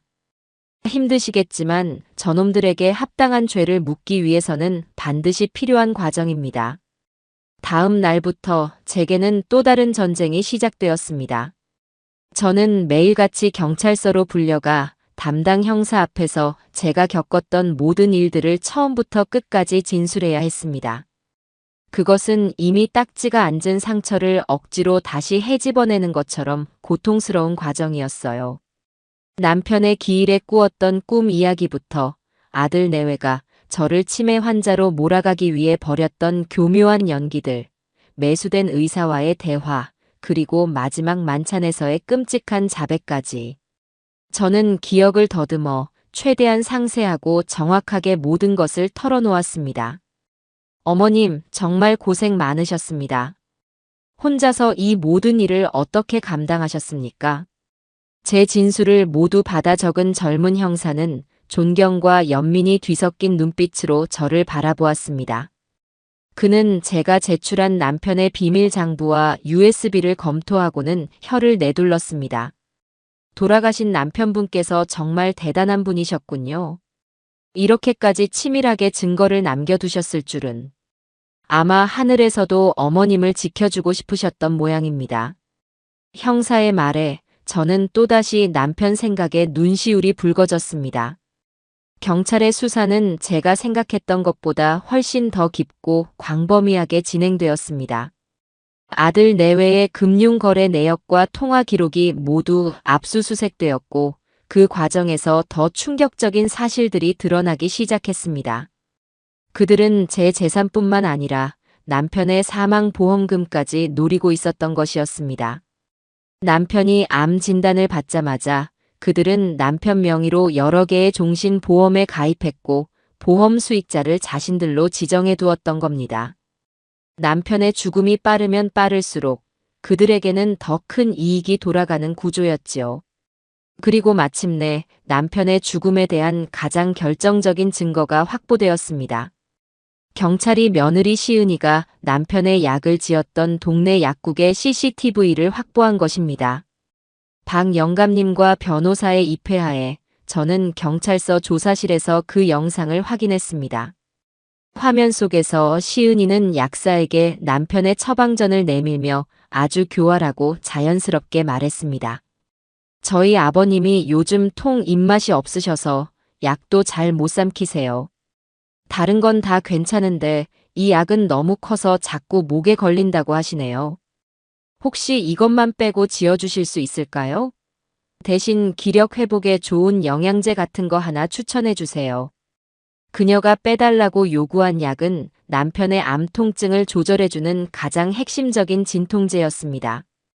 암 말기 환자에게 진통제는 생명과도 같은 것이었습니다. 그 고통을 덜어주지는 못할 망정, 일부러 그 약을 빼고 효과도 없는 영양제로 바꿔치기 하려 했던 것입니다. 그것은 단순히 약을 바꾼 것이 아니었습니다. 한 인간의 마지막 존엄성을 짓밟고 고통 속에서 서서히 생명의 불을 꺼뜨리려는 악마와도 같은 소행이었습니다. 저는 영상을 보는 내내 온몸이 석상처럼 굳어 아무 말도 할 수 없었습니다. 인간이 어떻게 저렇게까지 잔인해질 수 있을까? 모든 증거가 확보되고 사건은 검찰로 송치되었습니다. 검사는 아들 내외의 죄질이 극히 불량하고 사회에 경종을 울릴 필요가 있다며 단순 사기죄가 아닌 특정경제범죄 가중처벌법 위반과 존속 중상해라는 이례적으로 무거운 혐의를 적용하여 그들을 기소했습니다. 길고 긴 수사 기간이 끝나고 드디어 첫 재판이 열리는 날이 되었습니다. 저는 끝까지 법정에 나가지 않으려 했지만 변호사는 제가 증인으로 출석하여 직접 그들의 만행을 증언하는 것이 재판에 결정적인 영향을 미칠 것이라고 저를 설득했습니다. 저는 큰 결심을 하고 증인석에 서기로 했습니다. 법정의 공기는 차갑고 무거웠습니다. 피고인석에 앉아있는 아들 내외의 모습을 본 순간 저는 숨이 멎는 것 같았어요. 몇 달 만에 본 그들은 구치소 생활에 완전히 망가져 제가 알던 모습은 온데간데 없었습니다.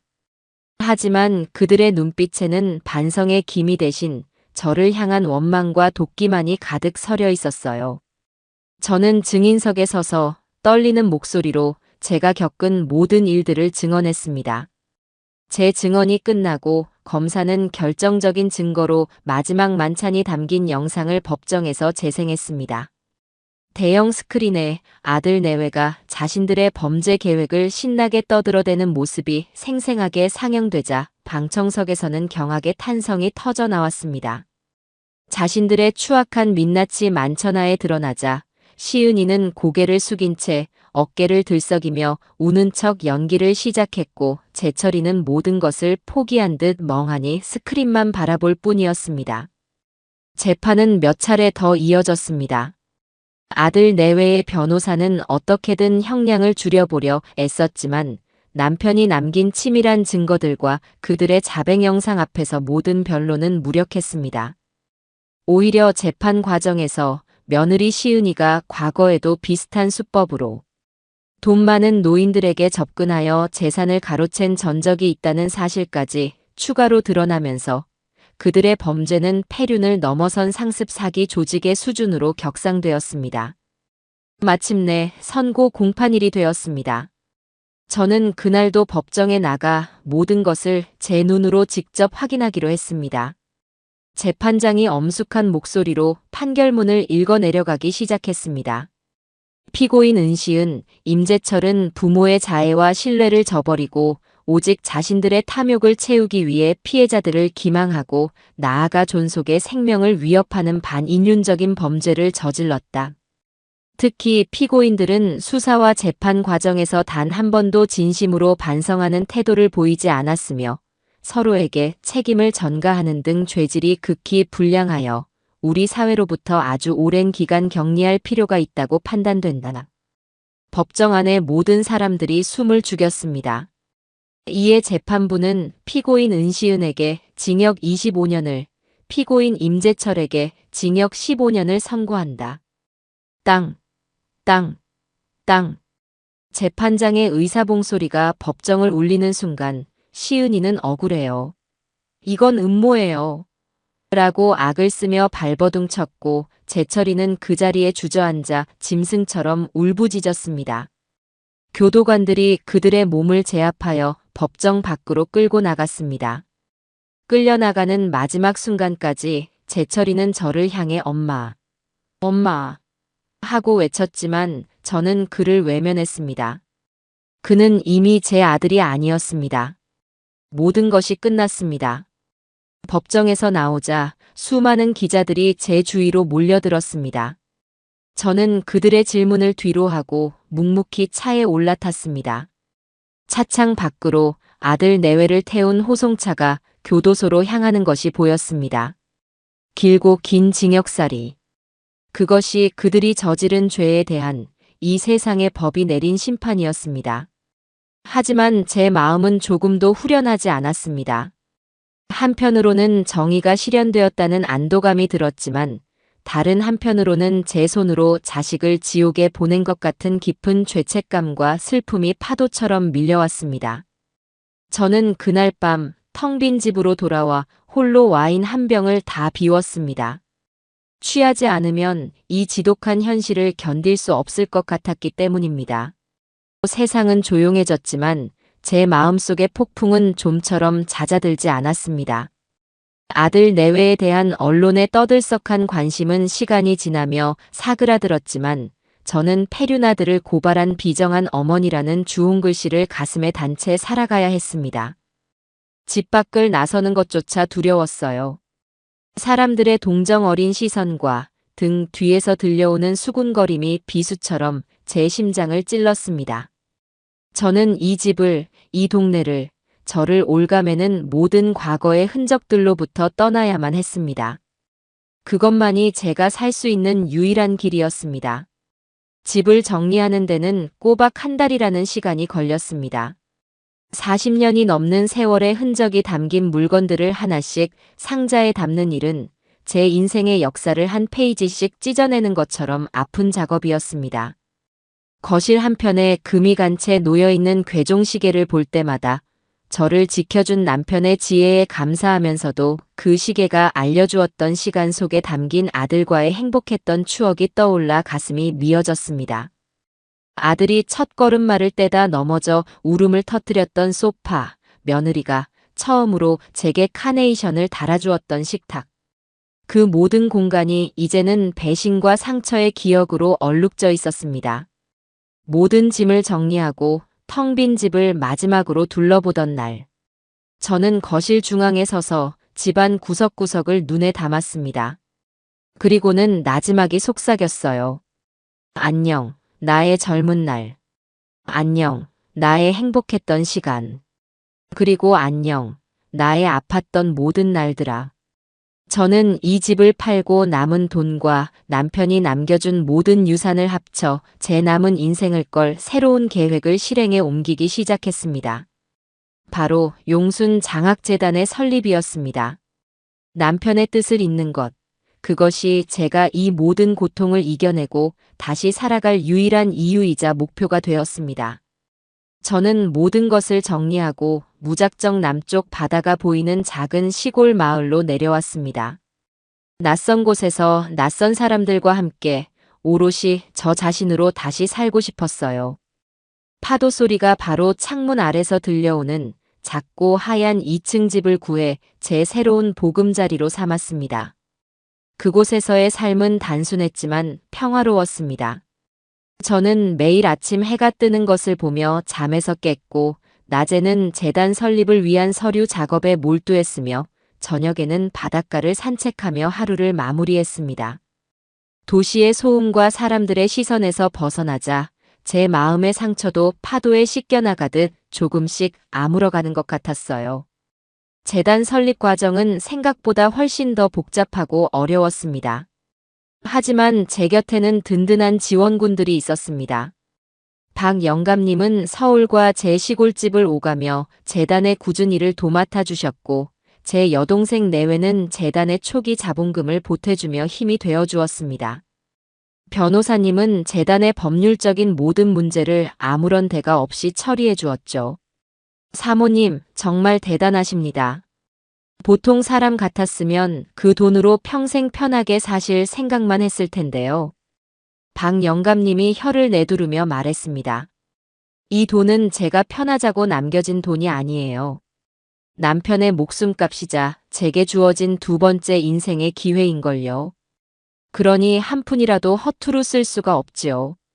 수개월간의 노력 끝에 용순 장학재단은 마침내 정부의 정식 허가를 받은 비영리 재단법인으로 첫걸음을 떼게 되었습니다.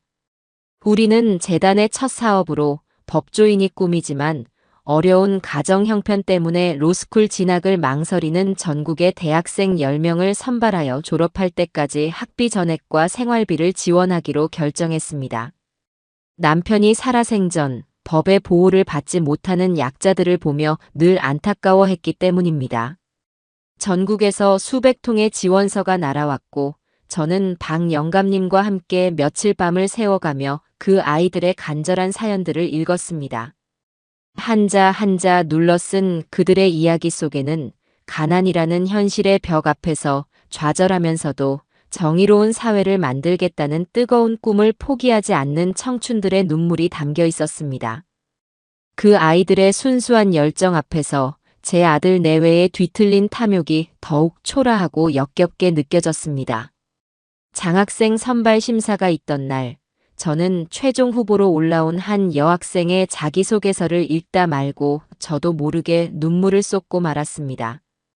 저는 어릴 적 아버지가 억울한 사기 사건에 휘말려 전 재산을 잃고 스스로 목숨을 끊는 것을 지켜보아야 했습니다.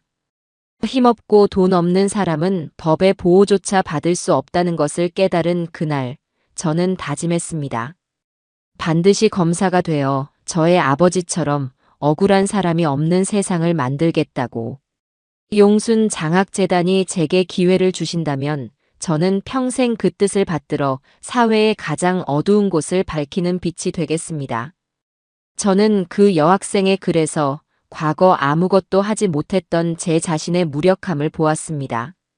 그리고 이 아이에게 날개를 달아주는 것이 어쩌면 제 과거의 상처를 치유하는 또 다른 방법이 될 수 있겠다는 생각을 했습니다. 마침내 10명의 첫 장학생들이 선발되었고 저희는 바다가 보이는 제 집 마당에서 아주 작고 소박한 장학금 수여식을 열었습니다. 앳된 얼굴의 아이들이 제 앞에 서서 감사 인사를 전하는데 제 마음속에서는 뜨거운 감동이 파도처럼 밀려왔습니다. 저는 그 아이들의 손을 하나하나 잡아주며 말했습니다. 너희는 혼자가 아니다. 너희의 뒤에는 너희의 꿈을 진심으로 응원하는 내가, 그리고 하늘에 있는 내 남편이 항상 함께할 것이다. 그러니 마음껏 비상하거라. 그날 이후 제게는 10명의 새로운 아들딸이 생겼습니다.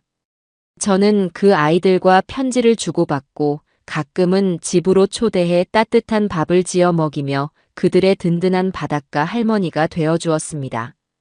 그러던 어느 날 교도소에서 편지 한 통이 날아왔습니다. 아들 제철이었습니다. 그동안에도 몇 번이나 편지가 왔었지만 저는 단 한 번도 뜯어보지 않고 모두 돌려보냈었습니다. 하지만 그날은 왠지 그러고 싶지 않았습니다. 장학생 아이들과 함께 웃고 떠들며 제 마음속의 미움과 분노가 조금은 희석되었기 때문일까요? 저는 그날 밤 혼자서 조용히 아들의 편지를 뜯어보았습니다. 편지에는 놀랍게도 변명이나 원망 대신 담담한 참회의 말들이 담겨 있었습니다. 어머니. 지난 5년간 단 하루도 어머니와 아버지를 잊은 적이 없습니다. 제가 저지른 죄가 얼마나 끔찍한 것이었는지 이곳에 들어와서야 비로소 깨닫고 있습니다. 용서를 구하지 않겠습니다. 다만 어머니께서 부디 건강하게 행복하게 지내시길 매일 밤 기도하고 있다는 것만 알아주셨으면 합니다. 편지의 마지막에는 그가 교도소에서 그린 그림 한 장이 동봉되어 있었습니다. 그것은 아주 오래전 우리 세 가족이 함께 바다로 놀러 갔을 때의 풍경이었습니다. 젊은 시절의 저와 남편이 어린 아들의 손을 잡고 환하게 웃고 있는 모습. 저는 그 그림을 한참 동안 말없이 내려다보았습니다. 눈물이 뚝뚝 떨어져 그림 속 우리의 행복했던 미소를 얼룩지게 만들었습니다. 저는 편지를 곱게 접어 서랍 깊숙한 곳에 넣어두었습니다. 아들을 용서할 수는 없었지만 그를 향한 미움의 무게를 아주 조금은 내려놓을 수 있을 것 같았습니다. 그 후 또다시 몇 번의 계절이 강물처럼 흘러갔습니다. 제 삶은 바다처럼 어떤 날은 잔잔하게, 어떤 날은 거친 파도가 치며 흘러갔지만 저는 더 이상 그 흐름에 휩쓸리지 않고 제 삶의 돛을 단단히 붙잡는 법을 배우게 되었습니다. 용순 장학재단은 어느새 10주년을 맞이했고 그동안 저희 재단을 거쳐간 수십 명의 아이들은 이제 사회 곳곳에서 선한 영향력을 펼치는 훌륭한 어른으로 성장해 있었습니다. 그 아이들은 저를 총장님이라는 거창한 호칭 대신 바다 할머니라고 불렀습니다. 그들은 여전히 명절이면 제 시골집을 찾아와 왁자지껄하게 마당을 채우며 제 외로움을 덜어주었고 제가 가꾼 텃밭의 채소들을 뽑아가며 김치를 담가달라고 조르기도 했습니다. 저는 그 아이들을 통해 핏줄로 맺어진 가족만이 전부가 아니라는 것을, 마음으로 맺어진 인연이 때로는 더 깊고 단단할 수 있다는 것을 깨달았습니다.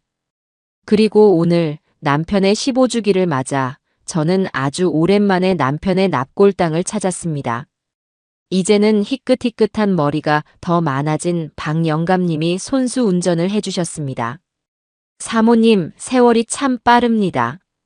용수 그 친구가 떠난 지도 벌써 15년이라니. 그러게 말이에요. 그동안 참 많은 일이 있었네요. 영감님 덕분에.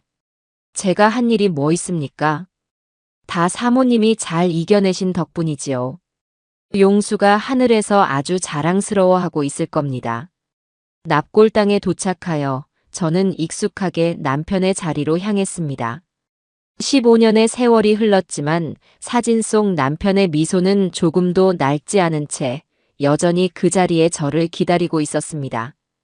저는 정성껏 유리창을 닫고 미리 준비해 온 하얀 국화와 그가 좋아하던 소주 한 잔을 올렸습니다. 저는 남편의 사진 앞에 조용히 쪼그려 앉아 지난 15년간의 이야기를 두서없이 늘어놓기 시작했습니다.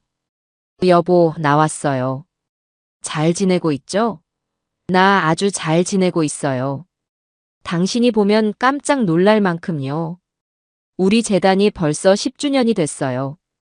우리가 처음 후원했던 그 꼬맹이들이 이제는 검사님이 되고 선생님이 돼서 자기들보다 더 어려운 사람들을 돕고 있답니다. 당신이 이걸 봤어야 하는데 얼마나 자랑스러워했을까. 저는 잠시 말을 멈추고 가방에서 작은 앨범 하나를 꺼냈습니다. 앨범에는 그동안 재단을 거쳐간 아이들의 사진이 가득 담겨 있었어요. 저는 아이들의 사진을 한 장 한 장 보여주며 그 아이들의 이야기를 남편에게 들려주었습니다.